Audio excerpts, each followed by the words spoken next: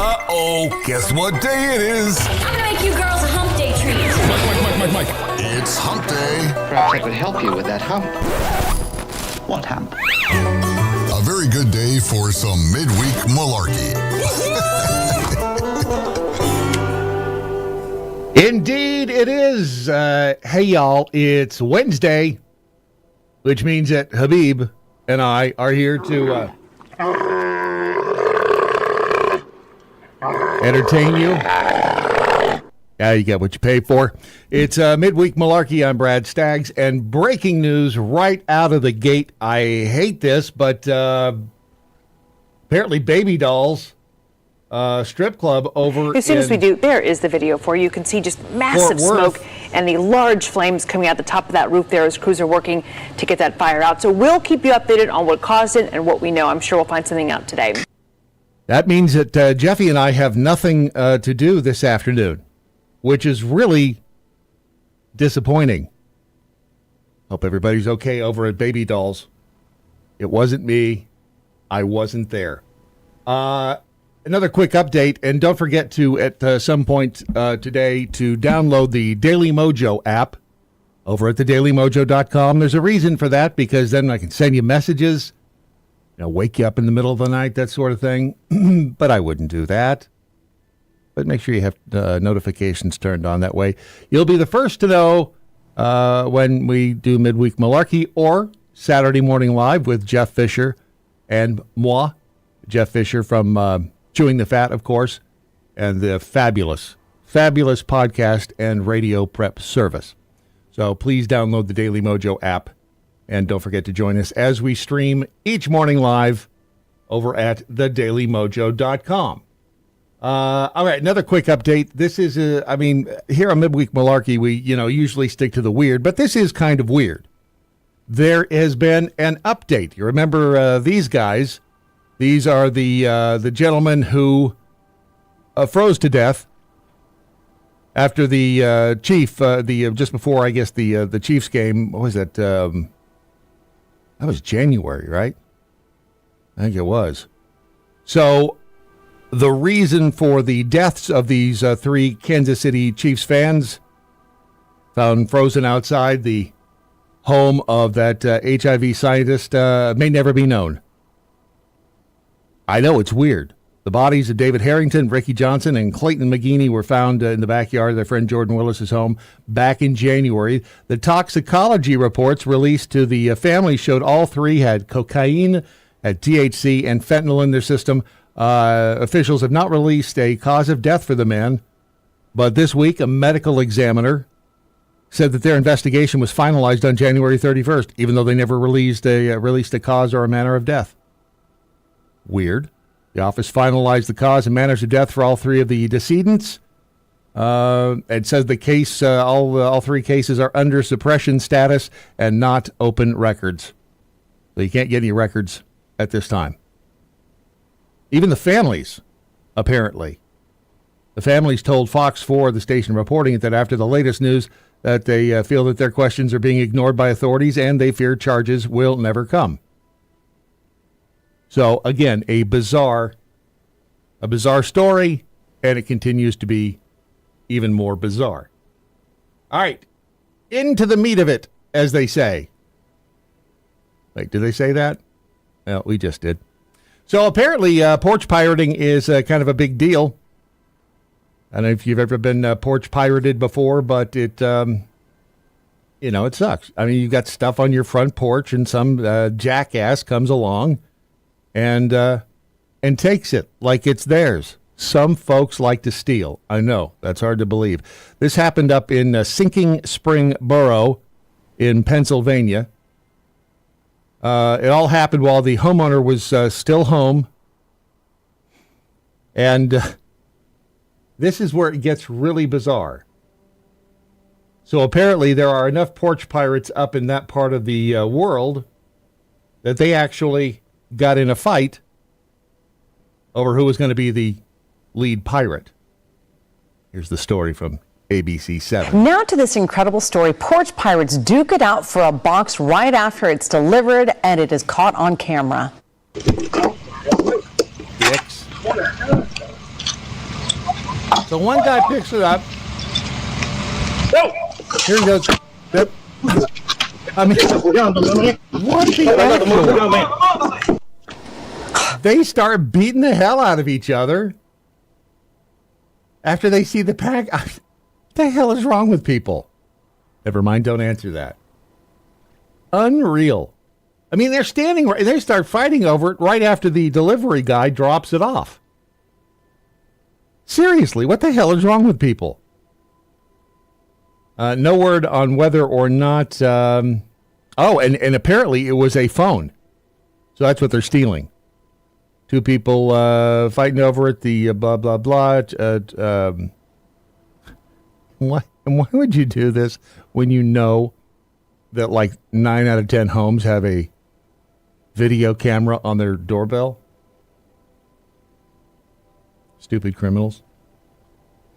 Anyway, I guess the lesson here is make sure that you've got a place to keep your stuff on your front porch that is safe and secure.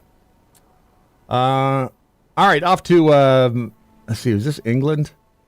I don't know what you would do. This is Colorado Springs, sorry. Colorado Springs, Colorado. Take a look. Isn't he a cute puppy? Is that a cute puppy? That's a cute puppy. Habib likes him. And if you think that's a puppy right there with his paws up on the stove, you're right. It's a puppy with his paws up on the stove.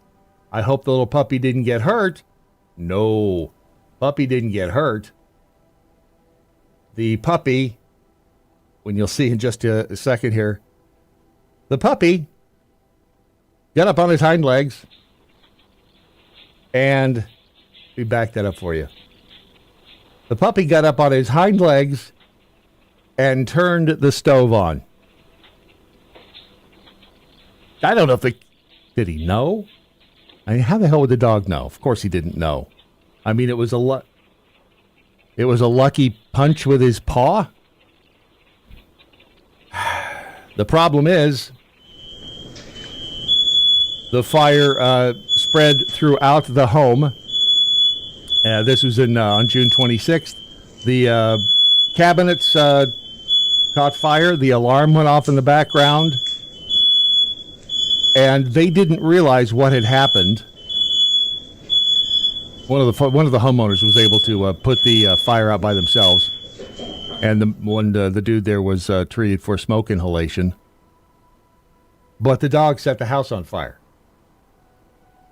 I mean, what are the odds?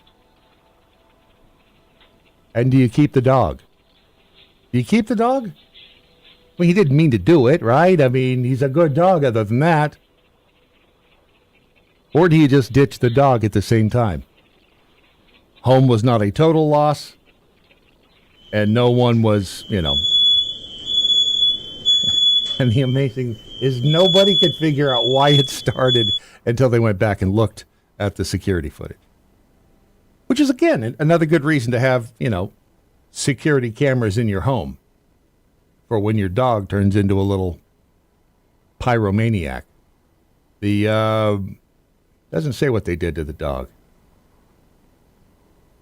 I guess the dog lived to see another day. Let's see, up to, where are we going here? I think this is up in Pennsylvania. Not New Jersey. Same thing, right? So a dude up in there, they've got the Wawa stores. And I say they, you may be in New Jersey. You like the Wawa stores, the convenience stores? I guess they're like every other convenience store, but one dude loved himself the Wawa convenience store to the point that he collected order slips from 1 to 999. I'm guessing this is when you order food. I mean, it's not when you just go in to like buy potato chips. But this guy says it took 3 years to end up with him having one slip for each. I mean, how do you even do that? Here's Brianna Gallagher, the lovely and talented, from Action News with the rest of the story. Order slip in the process. I've been going to Wawa like my whole life. I always start my day with a coffee, and then I'll usually get lunch from there, sometimes dinner. What started as a joke in 2021 quickly turned into a challenge. The collection just got bigger and bigger, and then eventually I was just like, okay, well, now I need to collect all of them. And now here we are. For years, Tyler Geyerson has been saving his Wawa order slips. Today, he decided to lay them out, 1,000 of them, in customer order numbers from 0 to 999. Then he took to social media to share. I've been sitting on this collection for a couple months now. I actually just had the motivation to lay them all out today. Once he knew he was getting close to his goal, he started going 2 to 3 times a day and asking his friends for help. I would start telling my friends, like, hey, I need like 212. Wait a minute. That's cheating. Hold on. If you're going to do this, if you're going to go to Wawa and get yourself your order slip, order something, but why don't you just dig through the trash? Come on. I mean, if you're going to go for a record, if you're going to go for a collection that's don't cheat. Nobody likes a cheater. You can't have your friends do it for you. Damn it. 212, please send it my way. From New Jersey to Pennsylvania and Orlando, he's been all over. You know how much money you've spent? I don't even want to think about that. Wawa even replied to him saying, this is the level of dedication we're talking about. Wow. Because sometimes, or in Tyler's case, every day, you just got to have a Wawa. Wow. Again, it'd be more impressive if he did the whole thing himself, but he had his friends in on it. This reminds me of the guy from that did the Walmart thing. What's the Walmart thing? The Walmart thing where he got his receipt from Walmart in his email, and it was for groceries. And what was it? 2 years ago, it was like $147, and then they gave him the option in the email to order all of this again. So he added all of it to his cart, and from 2 years ago, like $147 to today, and today if he ordered the same thing, bought the same thing, it was like $414. There's nothing wrong. The economy's fine. Shut your mouth. Don't look at me like that. Everything is fine. I guess it is if you get your Wawa slips from 0 to 999. What did he say? Well, hold on. What is the comment over there? It's clear. I mean, is this guy being a douchebag? It's clear some people's lives are miserable for having to even feel the need to post a negative comment. Oh, okay, good. I'm still saying, though, it's cheating if you have your friends help you. If you're gonna do it, you got to do it yourself. You got the. His focus is now on a project he began before he ever started collecting slips. He wants to take a photo of himself in front of every single Wawa location. Okay. I don't know why. Some people like to take pictures of, like to go to every baseball stadium or every football stadium in the country, and he wants to go. And you know what? Everybody needs a goal. In this case, let me see if I can you figure out what this is without cheating and reading it as we move on to Yosemite. By the way, if you're in the chat room, thank you for being along. Let me check on the chat rooms. It's just us. Let's see. The chat rooms are open over at thedailymojo.com and on the Rumble as well. And I see Guns, Beer, Kayaks says Wawa has great coffee. I'm sure they do. I think I've been to a Wawa. But again, the mind of Zoe says, I actually dislike that Wawa guy now. Cheater. Right. Thank you. Frank in PA, and you thought the cat was plotting your demise. Right. And sorry, Just Tony, don't you dare compare Pennsylvania to New Jersey. Brad, at least we know how to pump our own gas. The gas thing, I looked that up. what was there's a reason why Jersey, pump your own. Let's see if it autofills. Pump your own gas in New Jersey. There was a reason why. No, and it's stupid.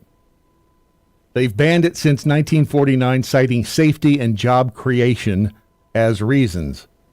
The law states that it's in the public interest for gas station operators to control fuel dispensing due to fire hazards.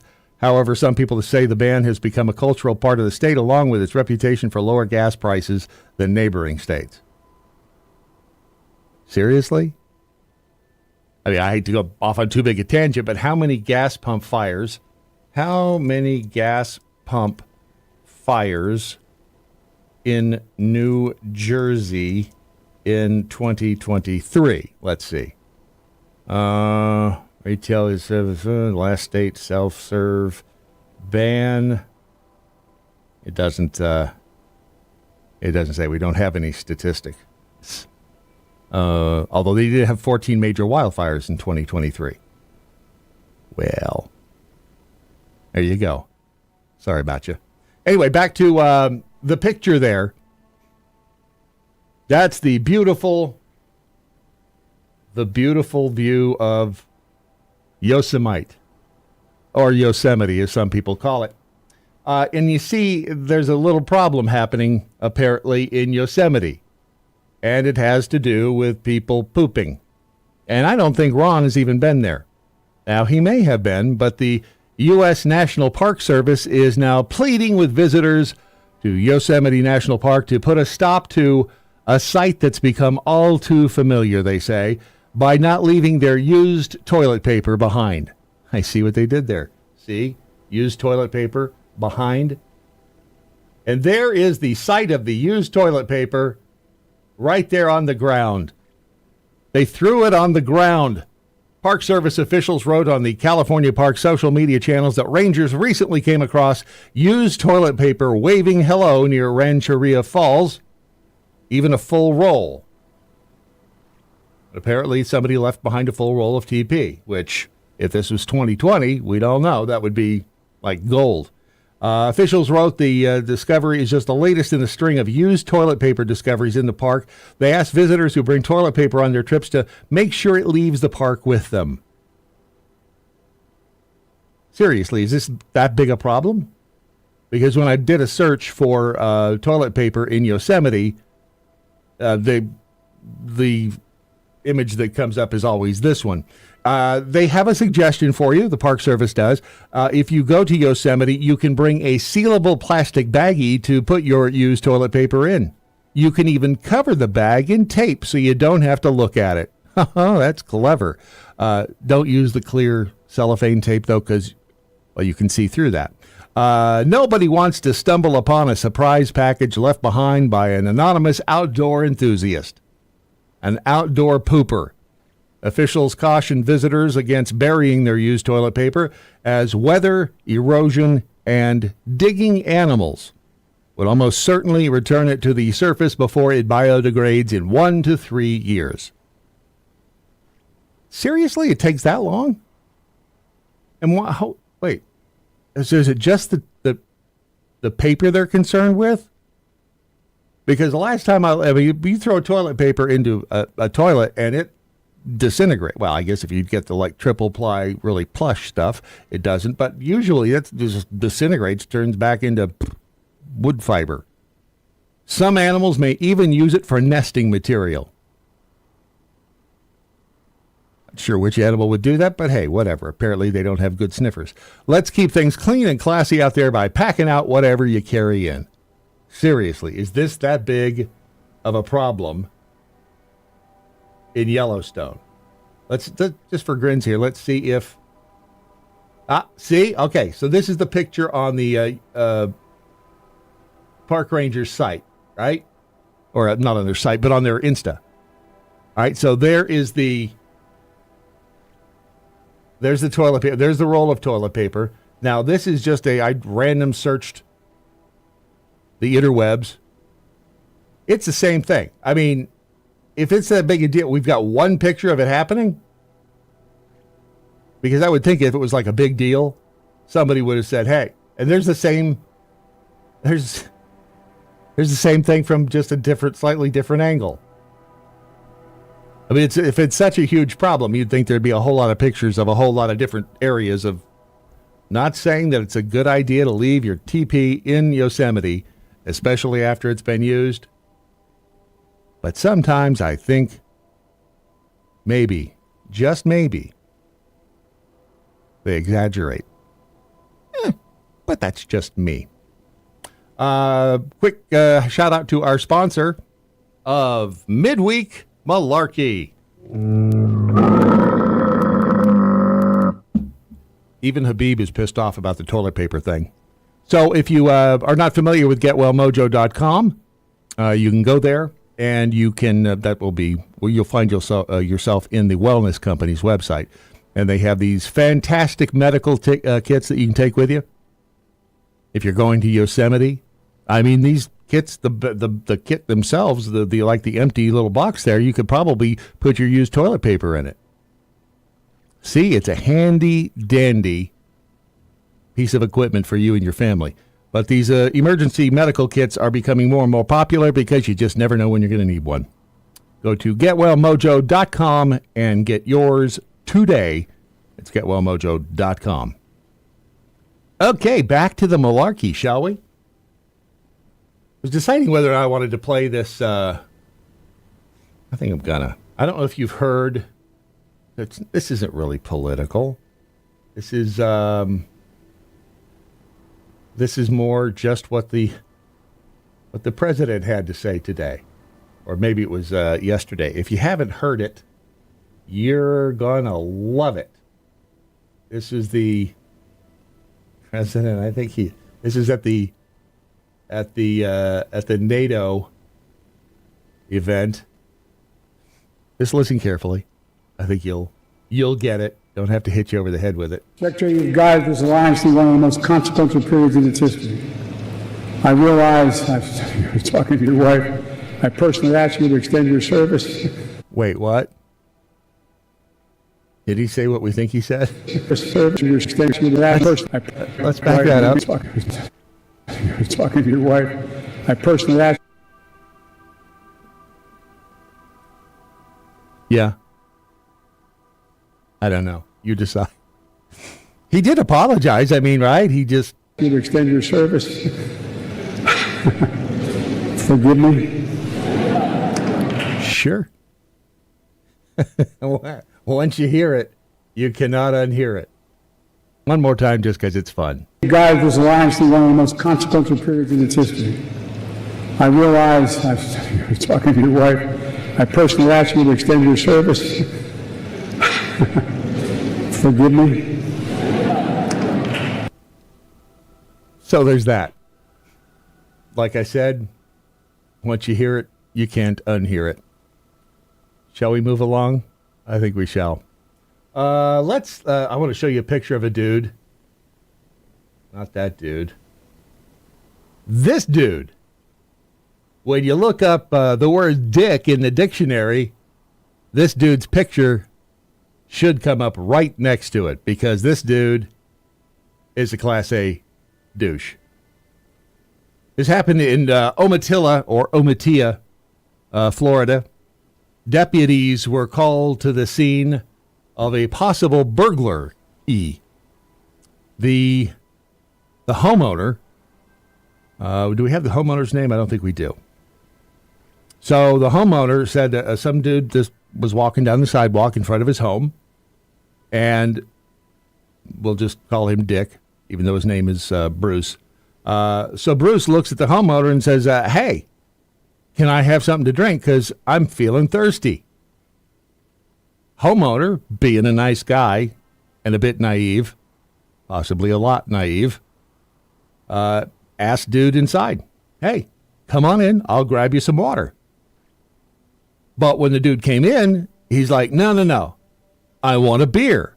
I don't want your stupid water. I want a beer. Now, I don't know if he said stupid water, but he did say, I want a beer. And that's just a douchey move.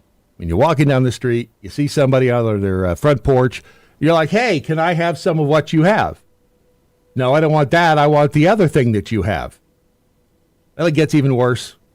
That should have been the homeowner's clue that Douchey McDoucherson there was a douche. So the homeowner goes back into the kitchen to grab the guy a beer. It was at that point that Bruce Hudson, otherwise known as Douchey McDoucherson, went into the victim's bedroom and began going through his belongings. I know, right? So he's going through the dresser drawers, he's going through the closet, he's going through miscellaneous bags in this dude's bedroom. Homeowner has the beer. He's like, where'd dude go? He walks back. The dude's going through all of his crap in his bedroom. And so homeowner looks at him and says, hey, stop going through all my stuff. Don't go through my stuff. And I think he had just gotten the word stuff out of his mouth when Douchey McDoucherson here punched him in the nose. Right? I mean, can you get any more dictorious? No, I don't think so.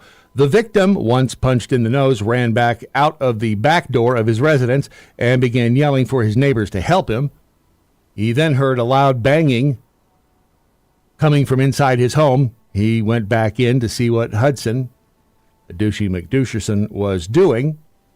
And apparently Douchey here had used a large mallet-style hammer to put a hole in the wall between the kitchen and the living room. He also shattered a glass end table with several porcelain figurines on it. I don't know if I don't know who has porcelain figurines on your glass end table, but, to each his own.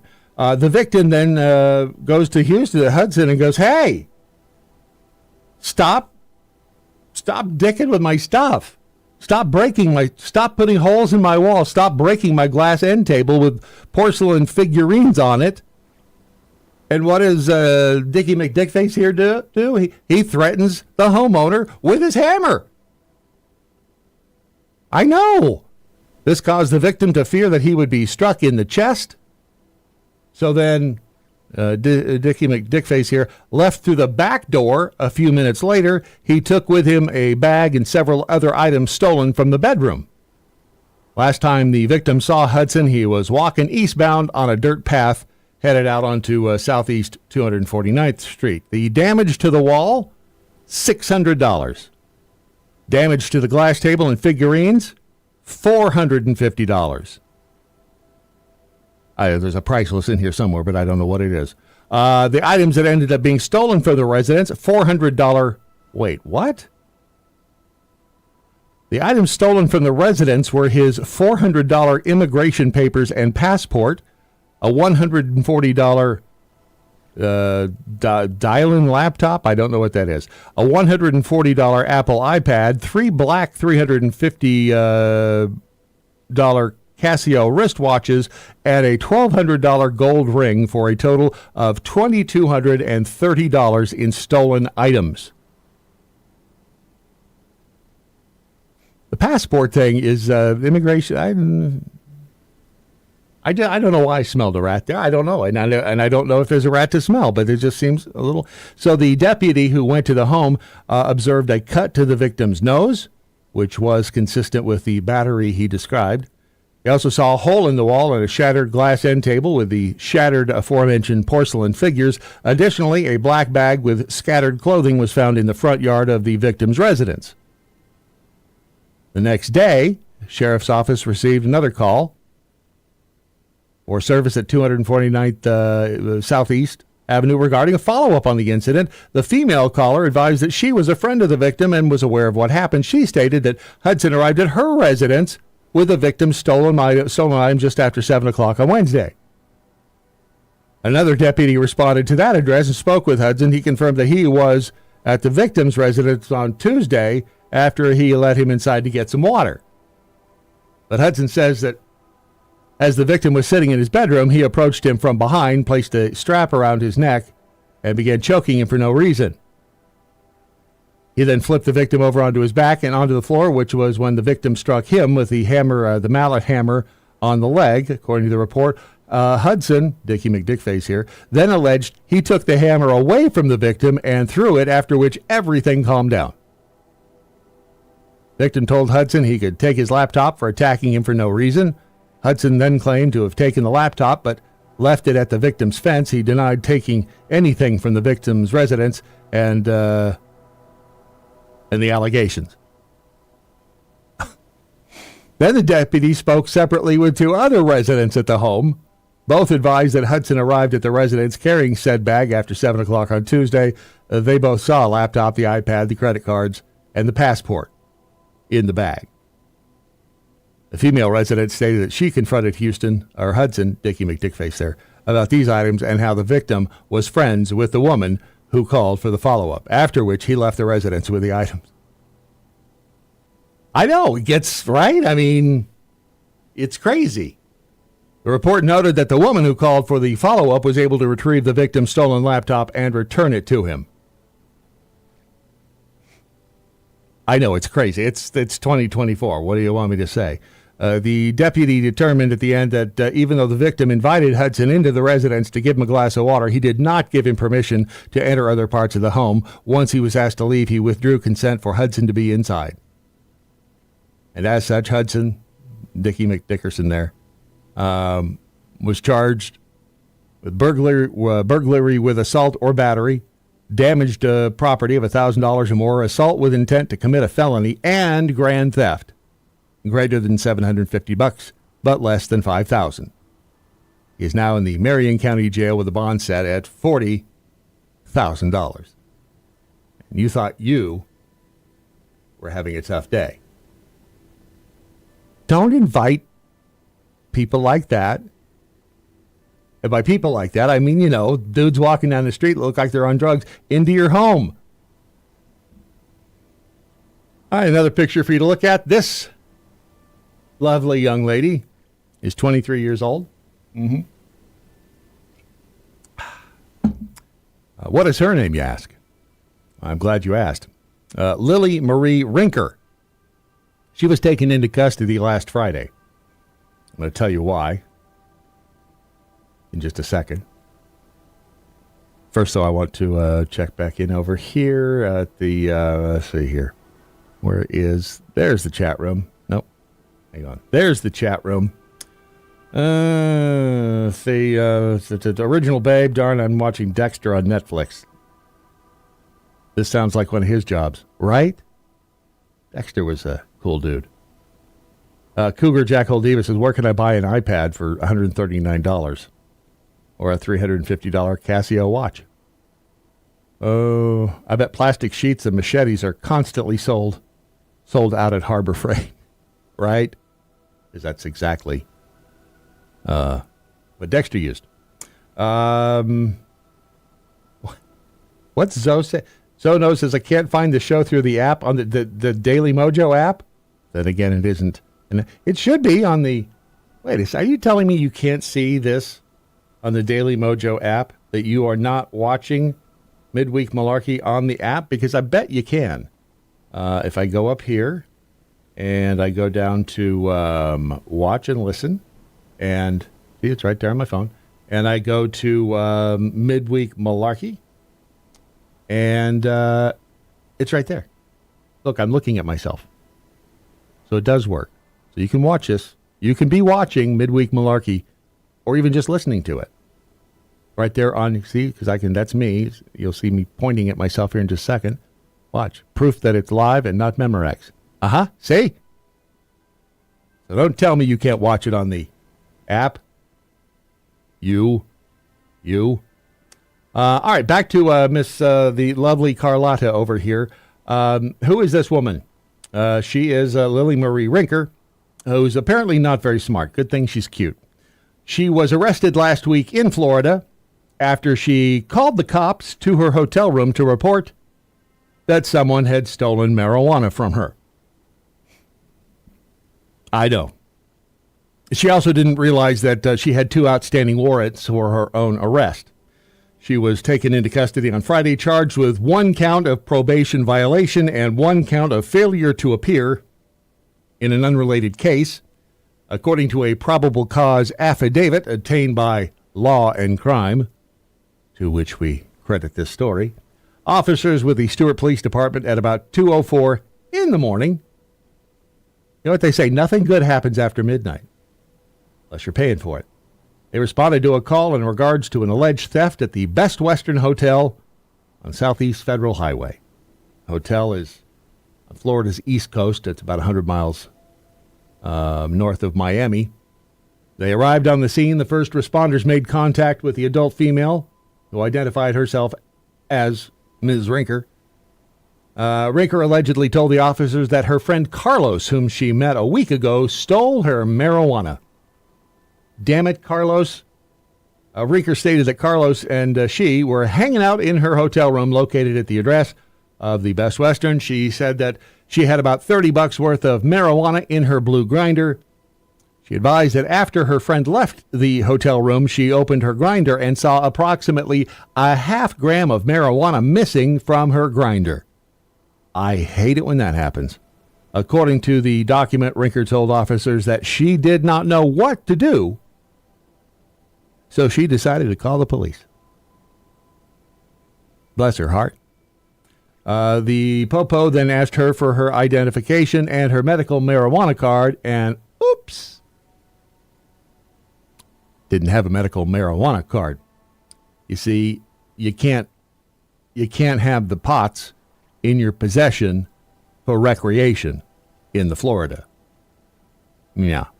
You can be charged with a misdemeanor, while possessing more than 20 grams is a felony under state law, although they will be voting on whether or not to legalize recreational Mary Jane, I believe, this year.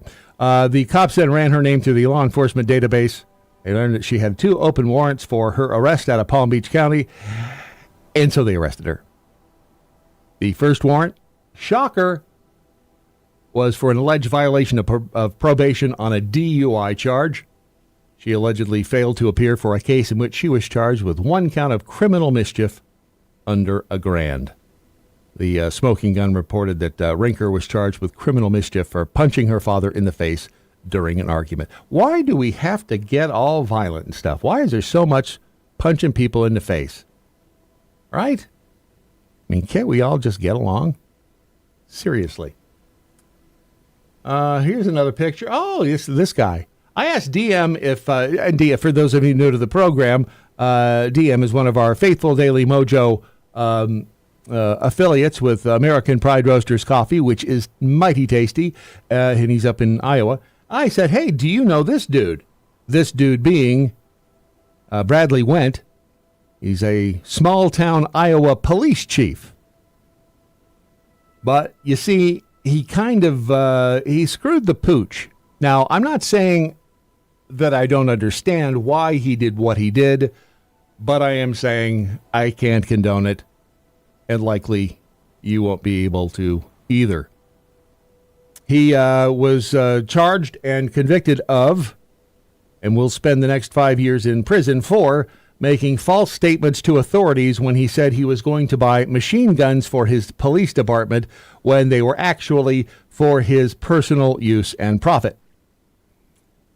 He was found guilty in February of conspiring to make false statements to the Bureau of Alcohol, Tobacco, Firearms, and Explosives, which, again, I don't know the last time the BATF-E did a big raid on alcohol, but what do I know?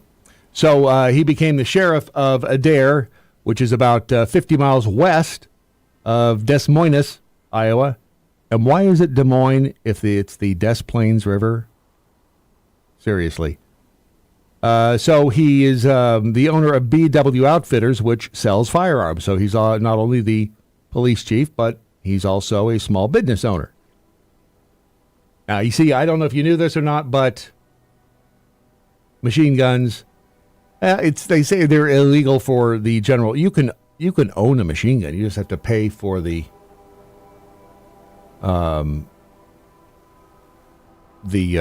license for it. They want to know where they all are. And I can understand why he wanted, it's the Meduse. It's a .50 caliber machine gun that actually looks pretty badass. Here is said machine gun in action. And he wanted to mount this Range is hot. on his Hummer.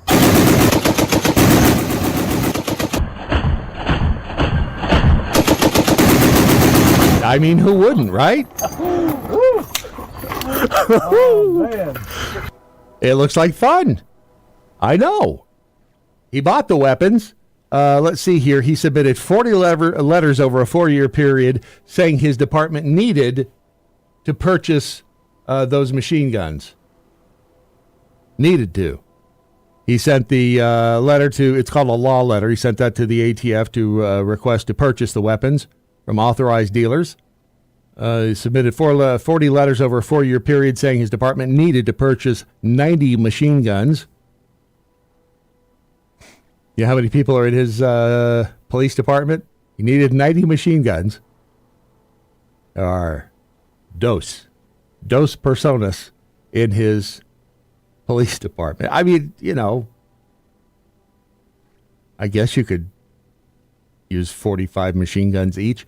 But you see what he did is he actually bought the weapons and then resold them at his gun store for a profit of about $80,000, according to the story.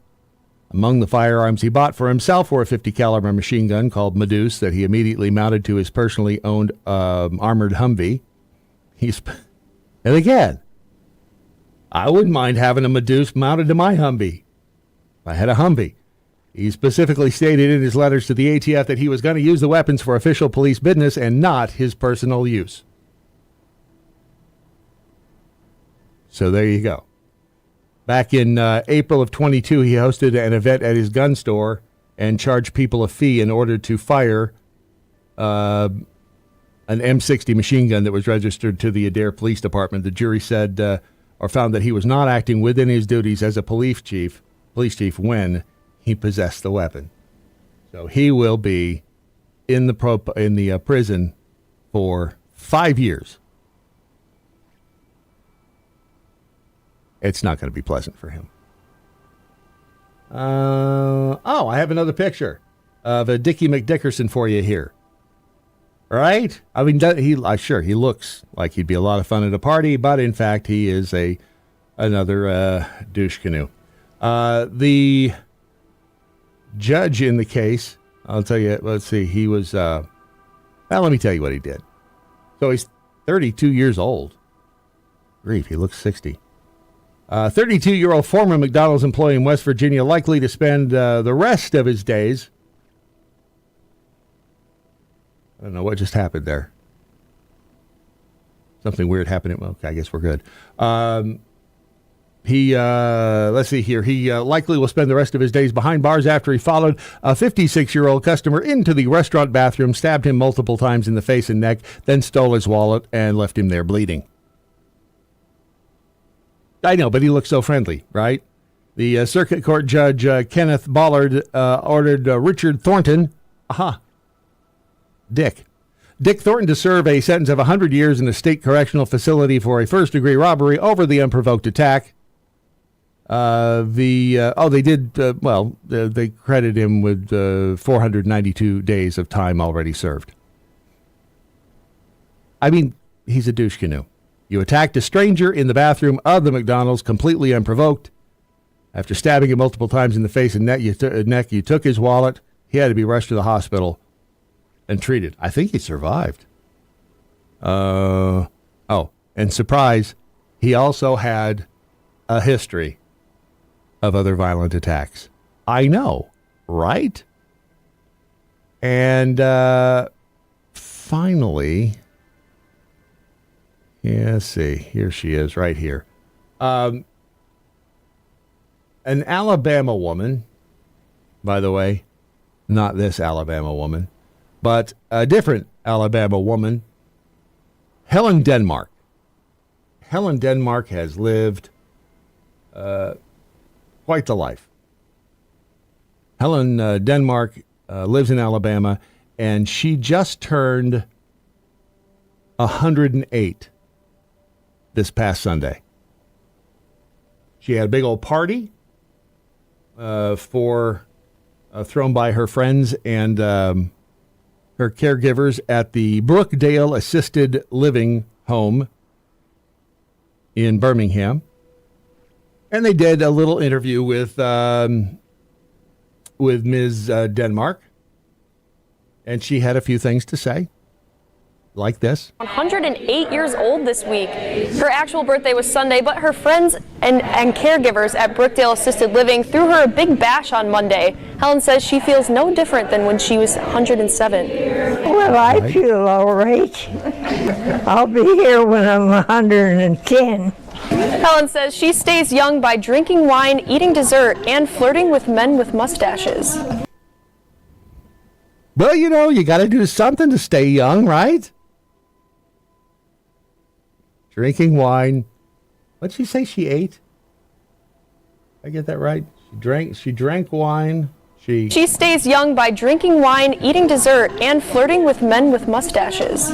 Okay. I just wanted to make sure. Eating dessert, and always eat your dessert first. Because you just never know. You know what I'm saying? Don't forget to, if you would like, you can find me at the Daily Mojo. I'm on all the socials. If for whatever reason, if you need me, you can find me on the socials at Real Brad Staggs. You can send me. I'm still trying to figure out if I have access to this email because I hate to tease you. Brad at thedailymojo.com. I think I can get into that. Not really sure. And don't forget to install the Daily Mojo app. You can find that over at thedailymojo.com. It's pretty simple. And that way we can send each other message. We can call each other when it rains, hold hands, send pictures and videos, all that good stuff. And all you have to do is download the app and don't forget to turn on notifications. Wow, would you look at the time? And another exciting episode of Midweek Malarkey is in the can, appropriately enough. Please remember to smash that like button if there is one, subscribe if you can, rate and review if it's possible, and tell a couple of friends about the show. Help spread the word if you please. Coming up tomorrow morning at 7 o'clock Central, it's another fun-filled excursion into the real world on the Daily Mojo with me and producer Ron. Every Saturday morning at 9 o'clock Central, join me and Jeff Fisher from the Chewing the Fat podcast as we point out the absurd, the ridiculous, and the abnormal. And that's just Congress. Hey-o. Now go forth and be fruitful. We need to outpopulate the stupid. I'll let Habib have the last word.